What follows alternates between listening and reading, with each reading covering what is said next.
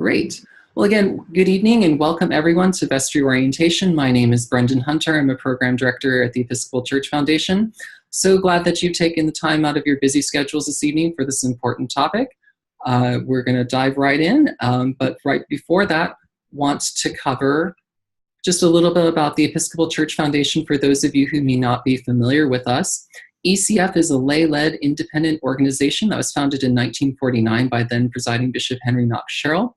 Our mission is to strengthen the leadership, strategic, and financial capabilities of Episcopal congregations, dioceses, and other organizations such as camps and conference centers, religious orders, etc. You can see our desired impacts that we want to achieve on your slide on your screen, but we do this through a variety of different programs. We offer financial services with endowment management, plan giving. We just have started doing donor advised funds last year. We offer strategic solutions, leadership resources through ECF Vital Practices, ecfvp.org. If you haven't visited that, so I'd encourage you to check that out. We'll have a link to that at the end of this presentation. We also do capital campaigns, and a bunch of other great things, including our Fellowship Partners Program. Check out episcopalfoundation.org if you have not already visited that to learn more about ECF and all that we have. I'd also like to particularly highlight ECF's publications at this time of the year, especially for those of you who are new to the vestry. I'd encourage you to check out the Vestry Resource Guide. That is a great one-stop place to get everything as far as the essentials for being on vestry. And again, want to just introduce myself and Donald. Donald, if you want to go ahead and introduce yourself, and then I'll do a little quick intro. Yes, and good evening and welcome, and thank you all for being here tonight. My name is Donald Romanik. I am president of the Episcopal Church Foundation, and I've been in this position for about 12 years. And prior to that, I've served on vestries, and I have been wardens in various parishes for over 20 years. And vestry service has been a very important part of my life. And part of what we do here at ECF is work with vestries and vestry members and clergy and lay leaders to help provide tools and resources to enhance your ministry in this important role. So we hope some of the information we provide tonight will be helpful, and we look forward to continued relationships with you and your congregation. So welcome. Great, and thanks, Donald. And again, my name is Brendon Hunter.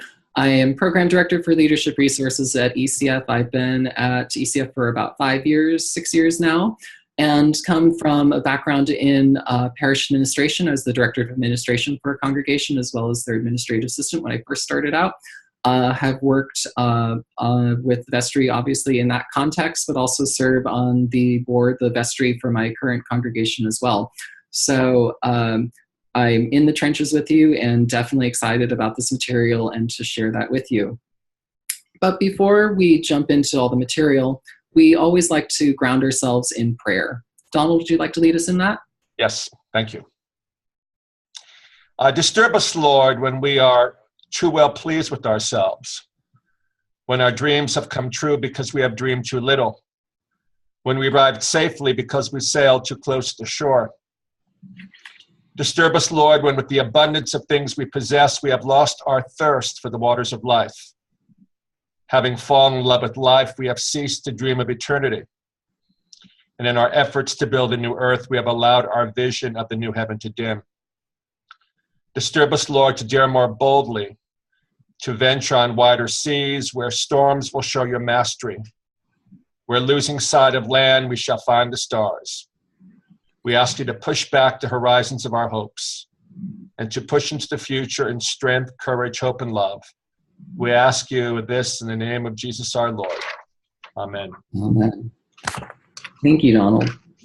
So real quickly, just an overview of what we'll be doing this evening. Our presentation is broken into 4 different components. We'll be starting off looking at the role of the vestry, kind of what the canons are, what you're supposed to be doing. Then diving more deeply into the key vestry responsibilities, particularly that which ECF views as being the important parts of vestry service. Then covering some tools and resources, some helpful things that we think will be able to assist you in your service. And then jumping into some potential next steps for how you might take this away and integrate this into your work in ministry. We will be pausing for questions and comments after the end of each of these sections and having discussion at the end. So please utilize the chat box at any time during this webinar. Donald and I will be monitoring the chat box to make sure that we get around to your questions. So even if it doesn't get addressed immediately, we'll be sure to get to those when we get to a break. So to start off, I always think it's great to look at the history and roots of where we come from and where we've gotten to in our present context. So with that, the word vestry, you may be wondering why there's an image of an armoire on this slide. In the Church of England, the annual election of church wardens took place during Easter week. It was a simple process. All adult land-owning male parishioners would crowd into the room where the clergy would robe. This room was called the vestry, and they would gather there to hear the accounts of the past church wardens and to elect their successors. Jumping forward in time and across the pond into Episcopal church history, specifically in Virginia, parishes had become so large that it was impossible to crowd all eligible voting members into one robing room. So they developed the practice of electing 12 representatives for life. Let me repeat that just a bit. Again, the terms were for life. And although I've met vestry members who have served on and off for the greater parts of their lives, it seems, we thankfully do not elect vestry members to life terms anymore. Also, thankfully, we've expanded our understanding of who can have voice and vote. It's not just adult land-owning male members who can be elected and serve on the vestry. Today, vestries are made up of women and men, and depending upon your diocesan canons, potentially youth can be on your vestry. And I'd just like to share that if you're interested in that, do check with your diocesan canons to see whether or not you can have that youth representation on to your vestry, and if not, to be able to make provisions for that. Today, vestries are usually elected at the annual parish meeting, and for many of you, that's going to be at the end of January. The size of the vestry also ranges depending upon the size of your congregation typically. Typically, we see between 6 and 12 members. A practice in small churches that we've seen in some dioceses, and again, you have to check with your canons on that, to make it easier for finding vestry members, is to have an all-church vestry. The Diocese of Eastern Oregon has implemented that so that you don't have to get, the entire congregation, you don't have to get through an arduous process of getting new people on, but rather doing a vestry of the whole. Whatever the size, though, of your vestry, in all cases, vestry members do serve as the legal representative of the parish in all matters pertaining to its corporate property. The rector of the parish is the presiding officer of the vestry, which is not to say that they necessarily lead all the vestry meetings. The former bishop of the Diocese of Texas, Claude Payne, would advise rectors to consider training their senior warden or other trusted member of the vestry to chair meetings. In Bishop Payne's words, this allows the rector to focus on the matters at hand rather than how well the meeting is being run, and being able to note body language and intervene more easily when necessary. Vestries are typically have 2 wardens on them. The senior warden leads the parish between rectors and is to be a source of support through the rector throughout his or her ministry. The junior warden is oftentimes designated with special responsibility over church property and buildings, but I would note that this is not something that is etched into stone, although it may be something that's in your parish bylaws. So we often get questions about, well, does the junior warden have to do this? Well, it really depends. So there may be a tradition of that. This may be a tradition that you may wish to look at differently. Some vestries will elect a treasurer and a clerk. These officers may or may not be vestry members. Sometimes they're appointed persons outside of the vestry. So again, check with those canons and those bylaws as far as how that's supposed to be working within your particular context. So those are some very basic principles that are common amongst most Episcopal vestries, but what is it that vestries do? The Episcopal Church Foundation sees the role of the vestry in 4 parts that you can see listed here on your screen.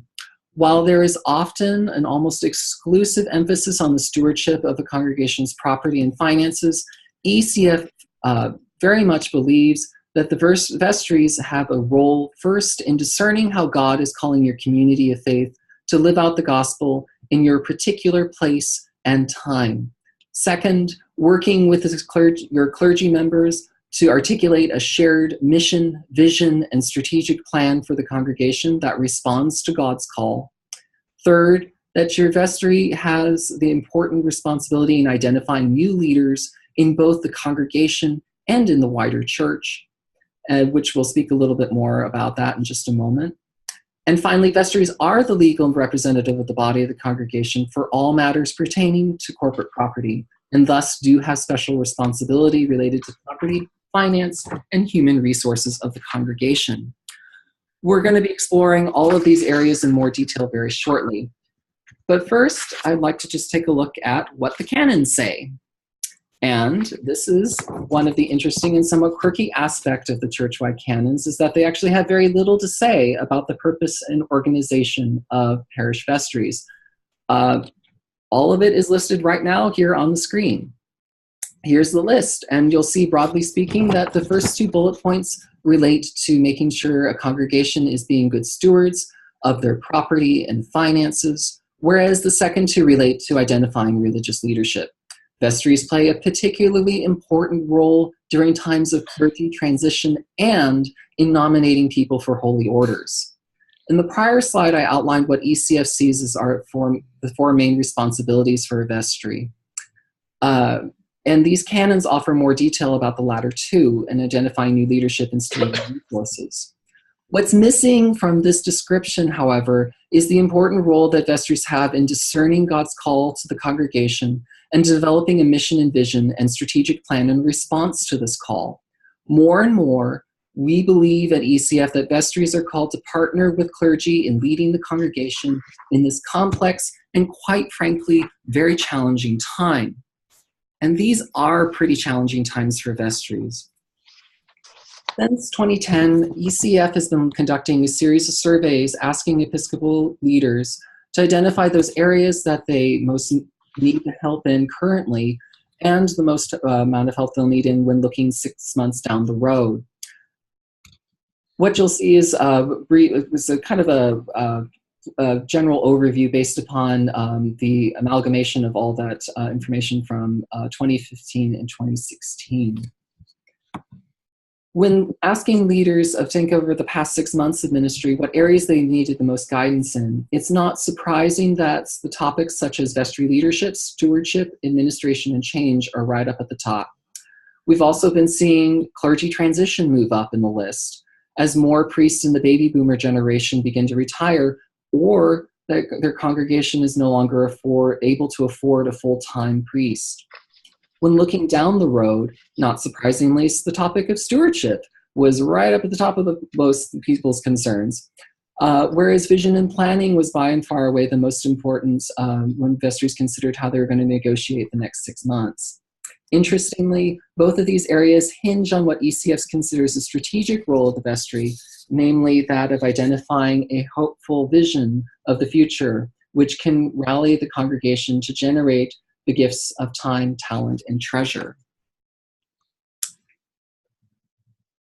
When we take into account our wider cultural landscape, the importance of the vestry as a leadership team engaged in strategic thinking and conversation only becomes more important. Episcopal congregations are facing many external forces that are requiring local congregations to reimagine their role and take risks in important ways. I just want to highlight a few of these trends that ECF has identified as important that you see on your screen. Note that the average Sunday in attendance is now at 57 people. That's from the 2016 parochial reports. Quite often we hear from folks saying, oh, I'm in a small congregation. Well, if you have 50, 60 people in the pew on a Sunday morning, you're an average Episcopal church. Only 4% of Episcopal congregations have an ASA of more than 300. So when you look at the fact that if you're 100 or less, that's 71% of the church. So that's really the bulk of what your typical Episcopal congregation is. The increased reliance on having lay leaders at the congregational diocesan levels. More and more congregations are having less than a full-time priest on their staff. And that's a reality that we're seeing moving up and up and up. Soon, more than half of congregations will be with less than a full-time priest. So if you're in that situation, you're very much not alone. The significant differences in giving patterns and commitment to stewardship. I'd encourage you to check out more information on generational giving patterns because it very much differs widely. But we're also seeing some really encouraging trends like the millennial generation exhibiting giving patterns similar to the greatest generation. So while these are challenges, there are also great opportunities. So I have been talking quite a bit and would like to pause at this moment to see if you have any questions or comments. And if you don't have any questions or comments, would invite you to also answer our chat box questions up on the screen of how you see your role of the vestry in your congregation. And if you're experiencing or seeing any of those demographic or cultural changes in your community. And you, again, can access that chat box by pressing on the chat button on the upper left-hand side of your screen. And you can type that in there. I also see we have a Q&A question.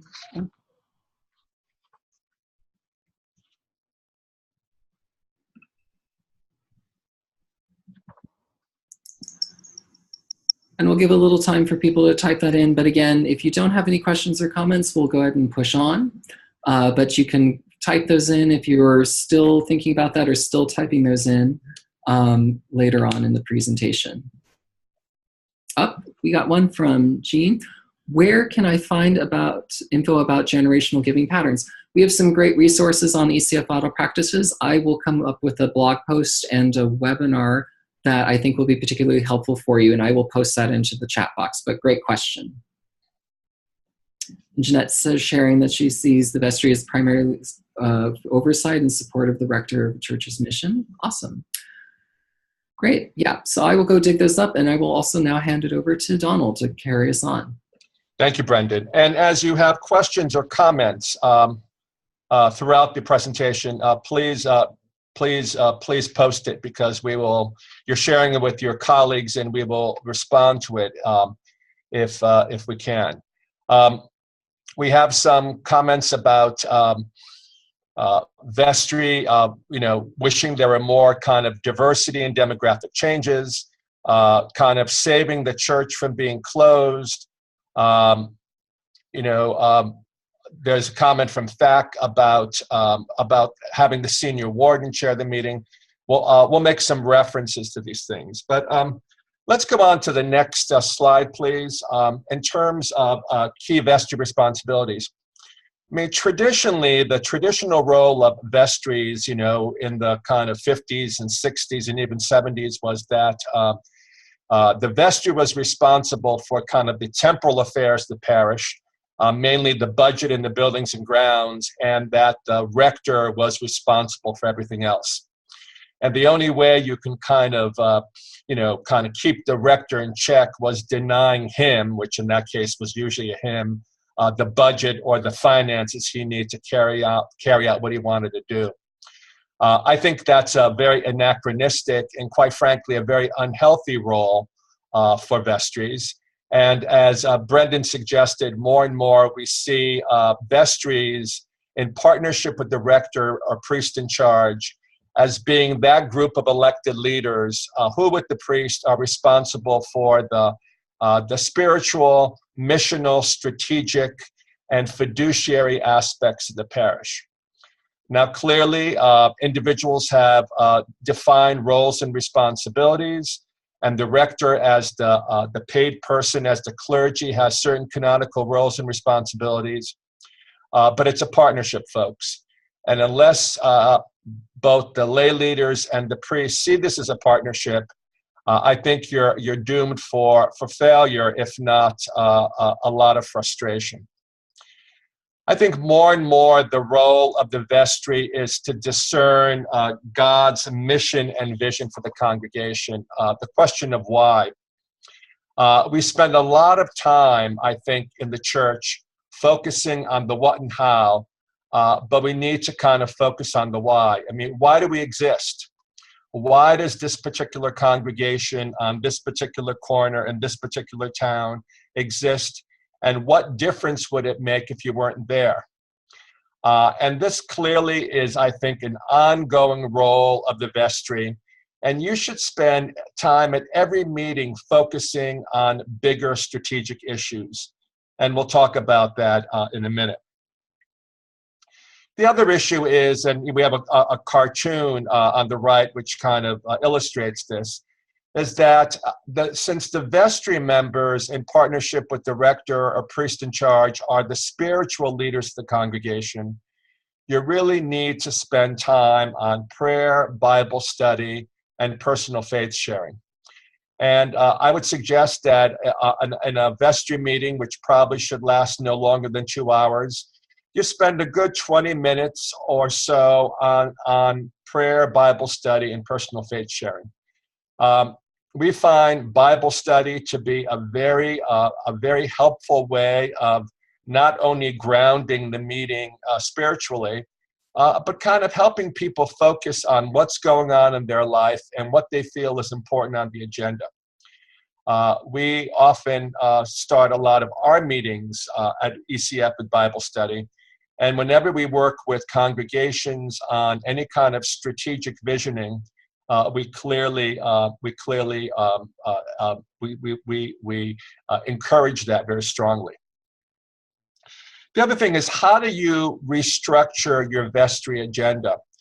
I think it's very important that the way the agenda is structured gives vestry members a sense of what's important.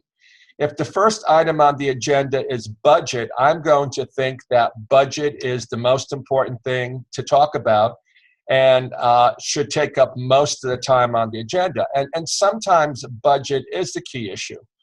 But if the budget is basically kind of running along and you're not in the process of funding or developing the budget, perhaps the budget should be more of a receive and file or a consent agenda item, and something more significant or more big picture should be further up on the agenda. We can spend a lot of time on how to design an agenda, and if you have some questions about that, we have some resources on that. But I think there are two issues, is that every vestry meeting should have time for spiritual matters, that's, prayer, Bible study, faith sharing, and also some kind of strategic big picture issue. The other key role of the vestry is to define mission and vision.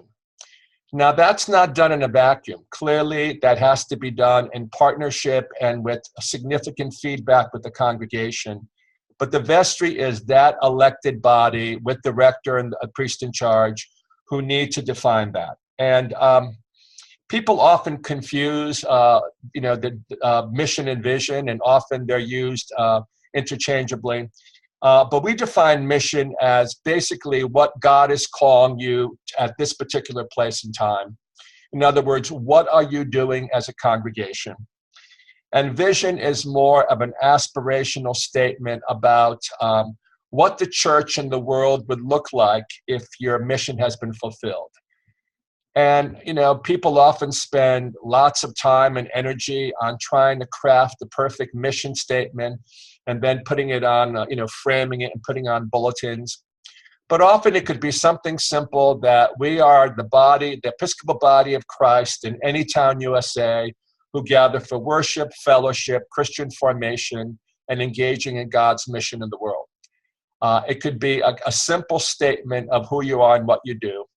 And the vision would be that by engaging in this mission, you hope that you are going to create faithful disciples who are going to help transform themselves, their community, and perhaps even the world. Vision is important because it's aspirational and helps rally the members around a common sense of who you are and where you're going. And it's also very helpful to articulate your vision, especially around times of stewardship drives, fundraising, and capital campaigns. Wondering if anybody wants to share whether or not they have mission and vision statements, or more importantly, whether their vestries engage in this process on an ongoing basis. The lectionary, it's incredible. Sometimes you try to find the perfect reading, the perfect Bible verse for the case at hand, and you use the lectionary of the day, and it speaks to you. Forward Day by Day is another good resource. It's a way of only budget struggles. Yes, Joy, you're not alone, and thank you for sharing that.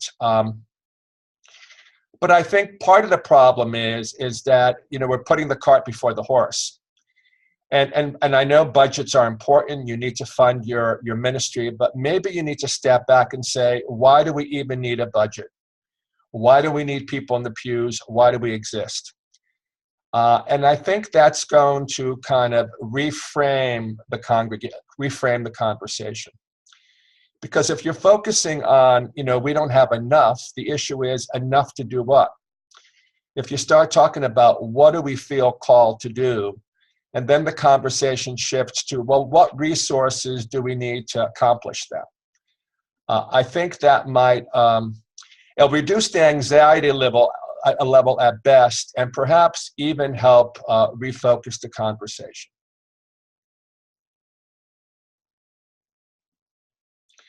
Yes, Anthony, that's great.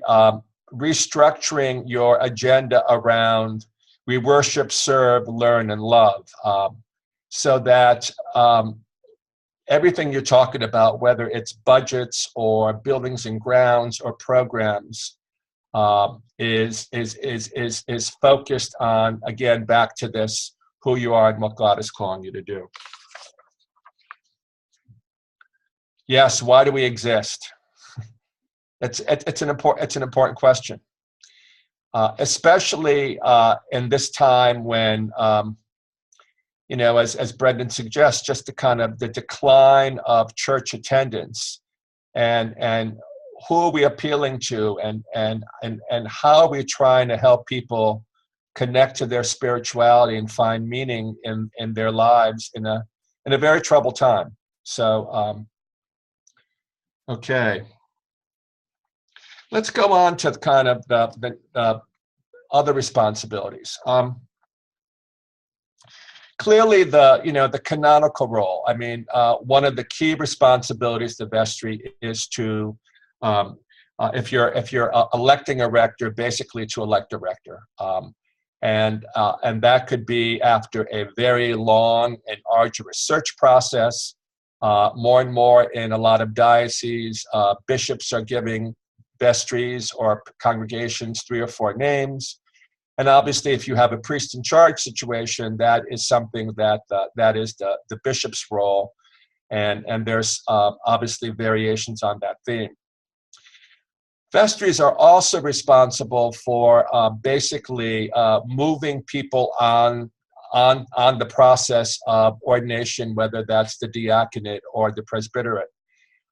Which is an important role and needs to be taken very seriously. But the other thing is, I think vestries are also responsible for just taking a look out there on who else might be ready, willing, or able to assume leadership roles. So I suggest that vestry members, wander through coffee hour, have conversations with people they don't know, and maybe say, I'd love to have coffee with you at some point to learn more about, why you come here and what you're passionate about. I also suggest that to priests as well. If you're in the pulpit or at the altar and you're looking out in the congregation and you see somebody who you don't know, but their body language seems to indicate some enthusiasm, you might want to kind of spend time with them. And don't necessarily ask them to do something, but just kind of find out what their story is. The whole vestry nomination and election process. I know in some congregations it's difficult finding people to serve on vestry, but I think some of it is how you make the pitch. Now, let me give you 2 examples. You can say to somebody, hey, would you like to serve on the vestry? We meet once a month and we talk about things like budgets and buildings and grounds, and the agendas go on forever and there's no beginning, middle, or end? Or do you say, would you be interested in serving on a group of elected people, members of the congregation, who are just struggling with issues around what is God calling us to do and be, and how we can make this place a more kind of dynamic, spirit-filled place? And we think you have some skills and abilities, and we would love you to join that conversation. So how you frame the invitation, I think, is critical, because if people find that the work is important and interesting and meaningful, even if they're very busy, they will say yes. And, we have a couple ideas about, what we can learn from community organizing. Again, the one-on-one conversations where you have the conversation with somebody about, what are you excited about?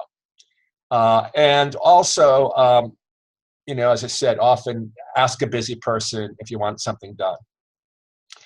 Why does that process result in the same people serving once they are eligible to do so?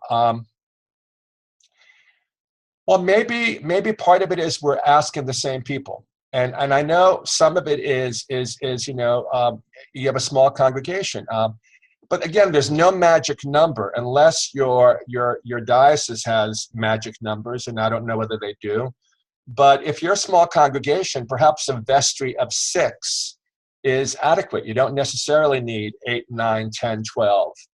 And if you can't find the people who are ready, willing, and able to kind of donate the time and energy to look at these big picture issues, perhaps they're not the people you want to serve on the vestry. I often say that if someone is really passionate about buildings and grounds, make them in charge of the buildings and grounds group or task force, and not necessarily put them on vestry. I think vestries are for people who are thinking a little more strategically from a big picture issue, and are ready and are able to kind of weather kind of the long-term issues about what it means to be a congregation in a changing church and world.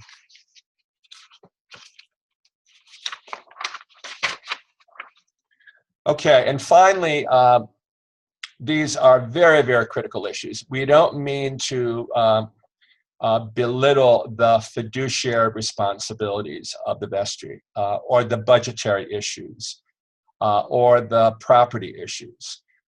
They are critical, and as Brendon suggested, vestry members do have legal liability for the corporation, the parish. And that's often the issue around having youth representation, because often you have to be at least 18 in order to be on kind of a nonprofit board of directors. But there are fiduciary responsibilities, ensuring that there's proper financial management and oversight. You're responsible for salary and benefits for clergy and other staff. And, things like diversification of income sources, annual stewardship campaigns, if you have endowment policies, often having capital campaigns. And we have resources and tools and actually archive the webinars on a lot of these issues. There's also the issue of liability. People are often mistaken that we're a church, we don't have to comply with wage and hour laws. We don't have to worry about, legal liability. You do, and that's why you have to make sure you do comply with wage and hour laws. You do have liability insurance and directors and officers insurance, and that's critical. And that's where your diocesan administrators or diocesan staff could be very helpful. Interesting question. Should lack of engagement in parish life by a vestry candidate be a warning sign to the nominating committee of the congregation? Or is that a way to gain insight into why some parishioners aren't more engaged? Again, that's also the way you frame it. It may be, you say, gee, Donald, we haven't seen you in a while. I'd love to sit down and talk about, where you are, what's going on. And it may be that I can say, this place is, going to hell in a handbasket, or it's not feeding me. Or the answer could be, I've been busy lately. My mother has been ill. I've been traveling a lot. That could be both a strategic conversation and also a pastoral conversation. Often you do learn you do get valuable insights from people who are disengaged, much the way you get valuable insights from newcomers. Because, some people have been there for 20 years saying, well, why do you stay? Well, I've always been here. Someone who's been there for 6 months and starting to get actively involved might give you some really key insights.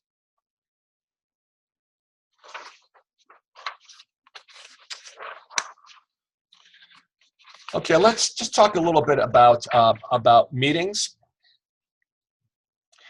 Vestries need to meet regularly. They need to meet regularly, and we also suggest an annual retreat. And, ideally an annual retreat is an overnight at some neutral location, but sometimes it could just be taking a half a day or a day when you're not focusing on business, but you're focusing on relationship building or big picture strategic issues or spiritual development.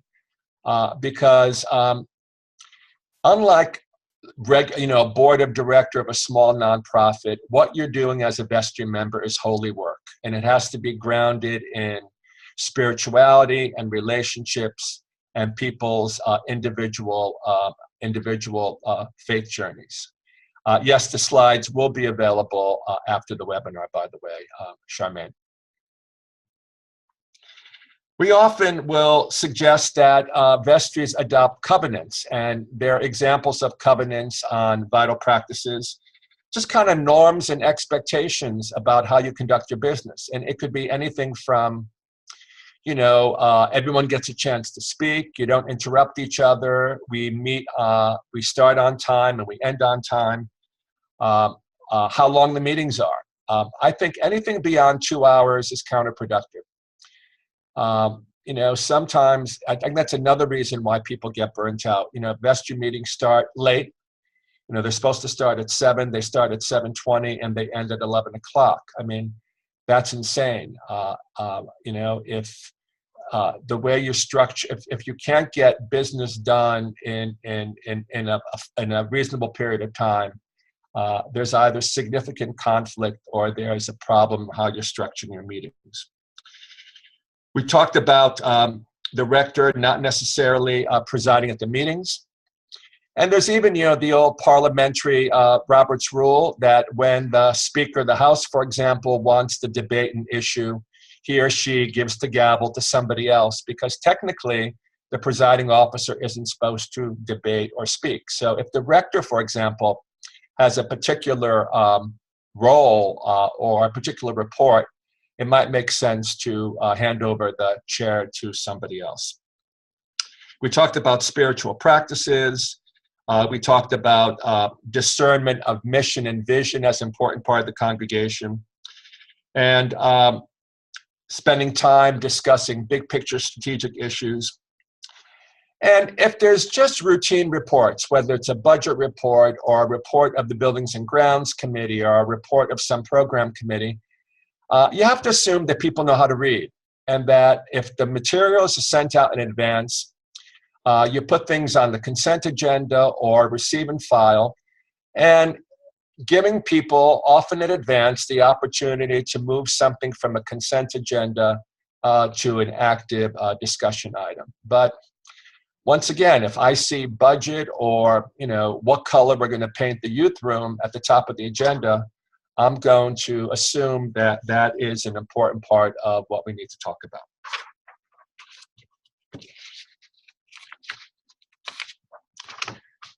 Okay, some questions, comments on what we talked about, or what you see as some of the key responsibilities in your vestry, what you feel you need to give things top priority to, and how you bring God into the picture. Thank you, Donald. And again, if you haven't opened up that chat box yet, that is available by pressing the chat button on the upper left-hand side of your screen. You can press that, a window will open and will allow you to type in and send that to us or to everybody in the webinar.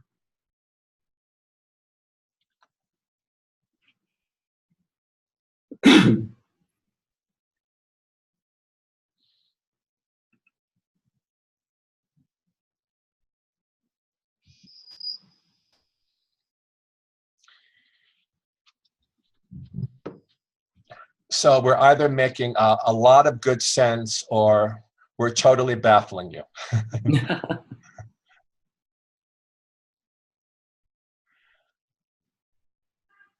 Okay.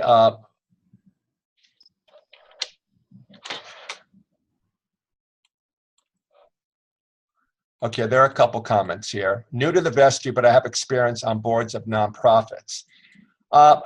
And there's some similarity because nonprofits are also mission-based, and I would also suggest that nonprofits spend time on, are we achieving our mission? Are we still relevant in our community? You know, probably the difference with nonprofits is you don't necessarily have a spiritual component, but even in nonprofits, it might make sense to say, so how are people connecting with our mission? You know, why do you stay on the board of you know, this particular community organization or the Boy Scouts or whatever? Okay, Pam, we tend to put the treasurer's report budget at the top and then buildings and grounds. Again, I would say then that the treasurer's report and buildings and grounds are the most important thing that you need to deal with. And God is calling you to do treasurer's reports and buildings and grounds. I mean, again, I don't mean to be glib, but I would suggest that unless there is a major issue with the budget or a major issue with the buildings and grounds, obviously, you know, we've had some crazy weather. If you're in Southern California and you've had a major mudslide issue at your parish, clearly buildings and grounds is the order of the day. But if it's just a normal month and, you know, you're raking leaves and cutting grass and plowing snow, and, you know, you have electricity and heat, I would suggest that that doesn't necessarily be at the top of the agenda. Because, you know, when I look at a list, number 1 is more important than number 5. And Joy, I'm glad it's not baffling. We appreciate that. Good sense, good sense. Yes, we just lost our rector, so we've been focusing on learning what happens next while also making sure we meet the needs of our parishioners. When you are without a priest, or even if you have an interim, that's when the vestry really earns its stripes. And that is when it's, you know, I was a warden in 2 different congregations. And I didn't realize what the role of the warden was until the interim. Where one of the key roles of the warden was to kind of keep things together. So, you know, you have to look at this as an opportunity. It is a challenge, but when you are in between rectors or priests, that's when you realize the ministry of all the baptized and the you know, lay empowerment. And that's when you realize it's our church, it's our congregation. So good luck in that case. Let's see. Yes, Ram, that's an excellent analogy. We're offering ourselves to God in, you know, all that we are and all that we have. So very well said. And that's also, I think, a good way of kind of putting a spiritual focus on vestry service when you're having conversations with people. Key responsibilities of mission council, administration of church affairs and worship matters. Great. Well, again, back to Jacques Gutman. If you have 50 parishioners, maybe 9 vestry members is a little large right now. And, you know, you might want a smaller vestry and have maybe more periodic all parish meetings. But when you have 9 vestry members, that's 20% of the congregation. That may be a little much. Gentry, top priority is growth and making sure that mission and vision statements are followed and outreach. God is the center of the church and our mission council. I understand that growth is a priority, but back to the why. Why do you want to grow? Do you want to grow to have more bodies in the pews, to enhance your budget, or do you want to grow because you have an important story to tell? You want to meet people's spiritual needs, and you want kind of a critical mass of people to engage in God's mission of the world. And yes, more people in church means more people to do things, hopefully more resources. But the why is critical, because growth in and of itself is kind of a strategy, not really a goal. Engagement of all parishioners is a challenge. And maybe part of it is having more conversations about the why and engaging members of the congregation in conversations about what's important about this place. What do you want people to know about this place? Why did you come? Why did you stay? Simple questions like that could really help engage people. And then all of a sudden, they feel more connected, and they open up their pocketbook and they open up their calendars. So some of these big picture issues could be very helpful. Thank you for sharing. That has been very helpful. Thank you very much. Thank you all. That's great. And keep it coming in the chat box. We'll definitely have some more time when we finish up to take a look at that. But before we conclude, just want to go over some tools and resources for your vestry. And first off, I would recommend putting together your quote-unquote toolbox.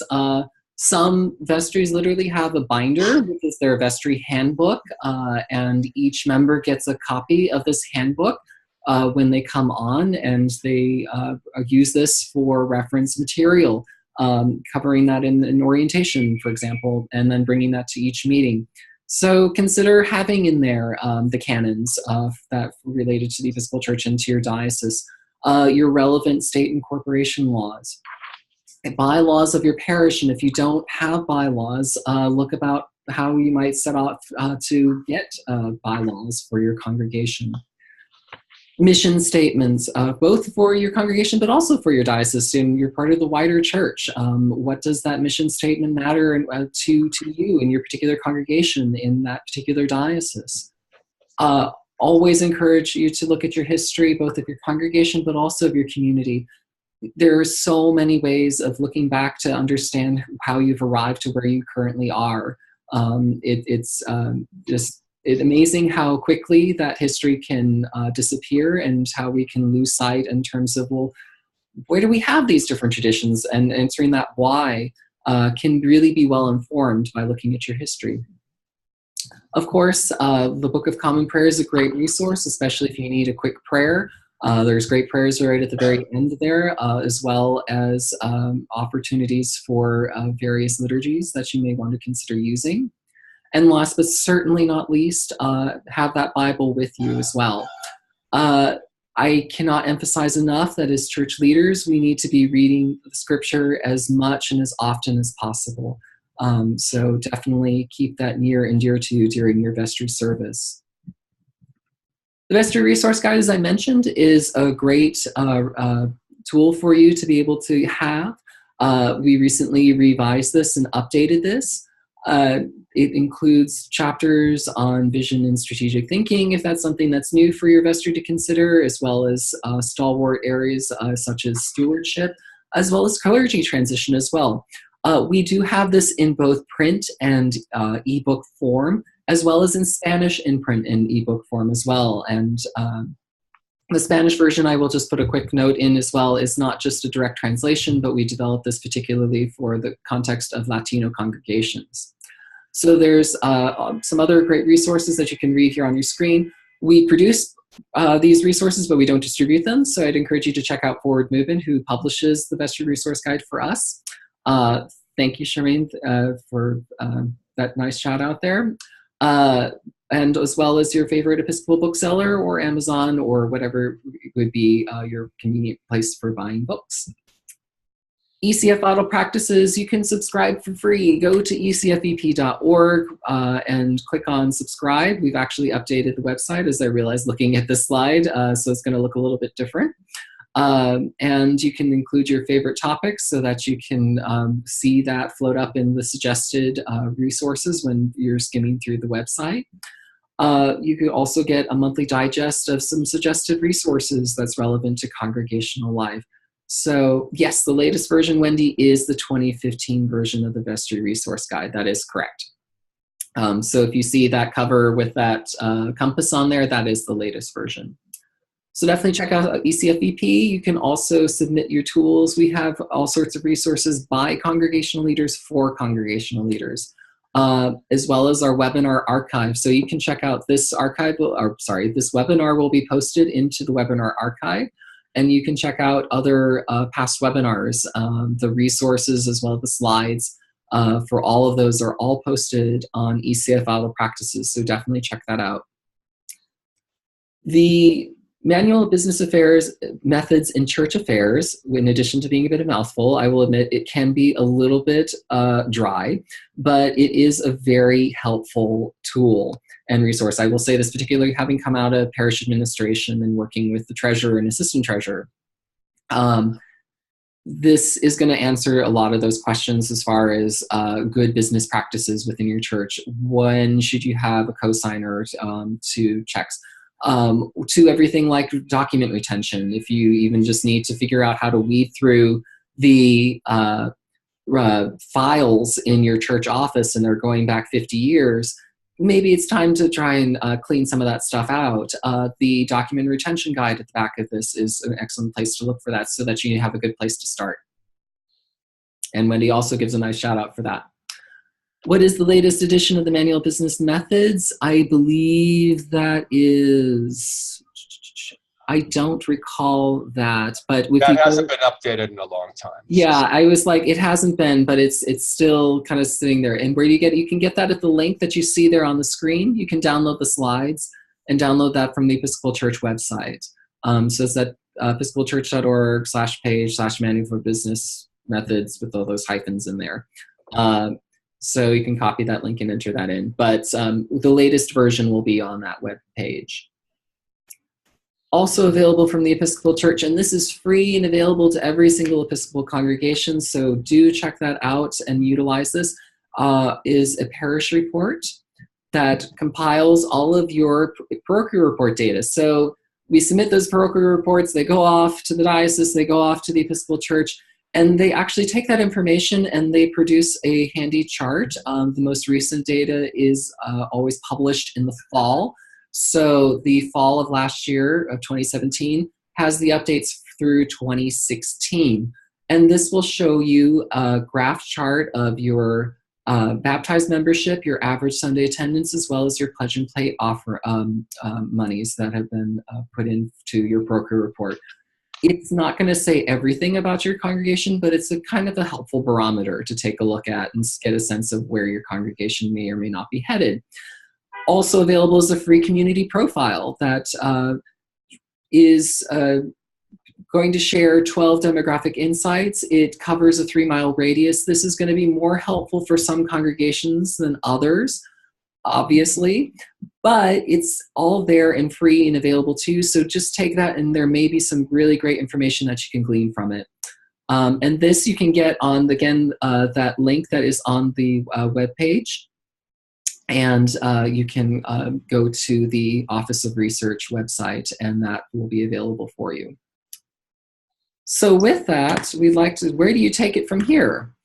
We got some potential next steps on there, but also want to open it up to your comments and questions as well. Where are you going to take it from here? I just want to comment on, Jacques said we have a stronger congregation because of our intense community involvement. That's critical. And you may even want to, an occasional vestry meeting, invite, the chair of the local neighborhood organization or your police chief or your school principal or your local council person, except maybe around election time because they'll look partisan. First of all, you may learn something about, what their perception of your congregation is. And it's just very good public relations. The potential next steps, it's basically, that's great. I meet monthly with the boards of 3 neighboring associations. That's excellent.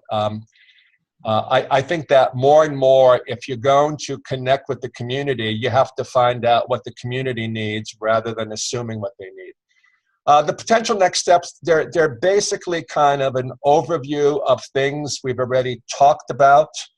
And I guess the key areas I would talk about would be, I think you all understand and appreciate and have practiced kind of the fiduciary role of the vestry, and you struggle with issues like property and budgets.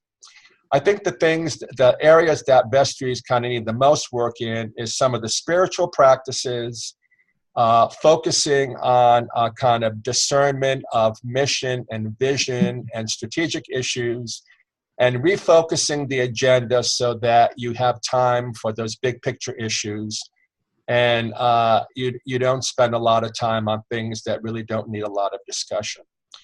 And I would suggest that if there are 3 areas that you can work on, those would be the 3 areas. And also remember that you're not alone. You have members of the congregation, you have your diocese, and you have ECF. Vestry service, resources for vestry are very important to us. We value your work. Many of us have labored in the field along with you, and we are here to work with you and walk along your journey of faith in a time of incredible challenge, but also in a time of incredible opportunities to be local faith communities known as the Episcopal Church, responding to incredible needs and incredible spiritual longing. So unless there are other questions or comments, thank you for your time. Brendon, you have any kind of final business issues for people other than the fact that all this is available? And check out our website on vital practices because we have a lot of materials and information. And again, please stay in touch. If you have questions or comments, email us, call us. We're here to serve. We're here to support.